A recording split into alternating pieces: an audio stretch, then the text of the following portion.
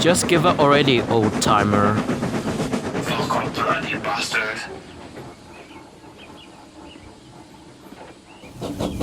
Okay, come on, Dad. Let me help you. Danny, don't you have any work? Well, I finished all of my work early today, so I'm here to help you. And besides, you taught me a lot of good things and how to be kind and help other people, right? Really? Don't you remember? Daddy Glitch, is this drawing good? Yes. Daddy Glitch, can I show people this? No.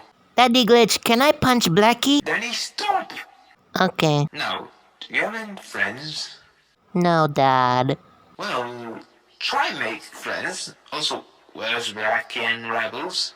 Oh, I suffocate them. Oh, okay. Wait, what? Is it a bad thing?